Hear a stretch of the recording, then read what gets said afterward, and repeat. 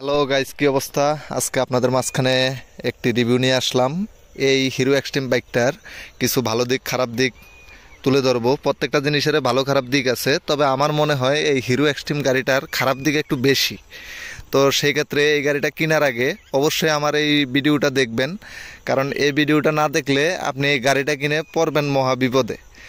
তো আমি যেই সমস্যাগুলো পাইছি, মনে করেন 5-7 দিন হয়েছে আমি গাড়িটা কিনছি। গাড়ি কেনার পরে যে সমস্যাগুলো পাইছি সেই সমস্যাগুলো আমি আজকে আপনাদের মাঝখানে তুলে ধরবো, যাতে আশা করি পরবর্তীতে আপনারা এই গাড়িটা কিনলে আপনারা কোনো এরকম ধরনের কোনো সমস্যায় যাতে না পড়েন। তো প্রথমত সমস্যা আমি বলতেছি, এই গাড়িটা মানুষ 125 সিসি এটা মনেই করে না ভাই। এটা একটা বিশাল বড় সমস্যা। কারণ যেখানে সেখানে দাঁড়ো করাইয়া জিজ্ঞাসা করে আপনার ভাই গাড়িটা কত সিসির গাড়ি, সবাই ভাবে যে এটা 150 থেকে 200 সিসির গাড়ি। এই গেল এক। আর আপনি এই গাড়িটা কেনার পরে একটা টেনশনে থাকবেন যে কখন জানি চুরি হয়ে যায়, কারণ গাড়িটার লুকটাই এরকম যে সবাই যে দেখে সেই পছন্দ করে। এটা হচ্ছে দ্বিতীয় সমস্যা। 3 নম্বর সমস্যা হচ্ছে, আপনি যে হিরো গাড়ি চালাচ্ছেন এটা আপনার মনেই হবে না, আপনার মনে হবে আপনি একটা বুগাটি চালাচ্ছেন।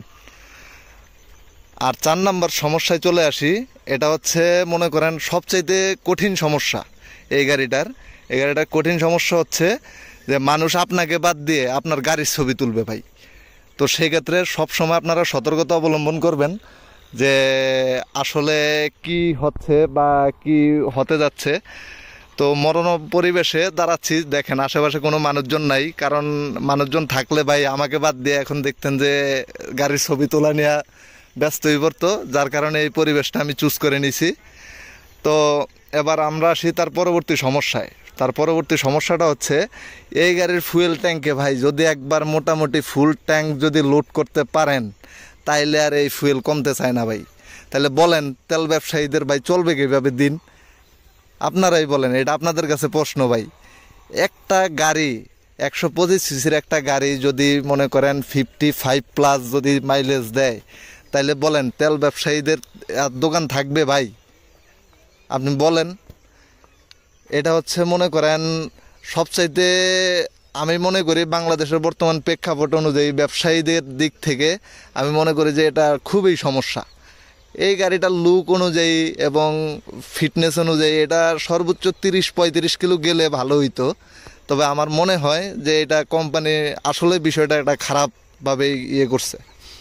তারপরে সমস্যা হচ্ছে এই গাড়িটার মনে করেন সাউন্ড কোয়ালিটি ভাই। সাউন্ড কোয়ালিটি সব কিছুই ঠিক আছে, কিন্তু যারা মনে করেন একটু হেভি সাউন্ড চায় বা একটু কম সাউন্ড চায় তাদের জন্য ভাই এই গাড়ির সাউন্ডটা মোটেও ভালো হবে না।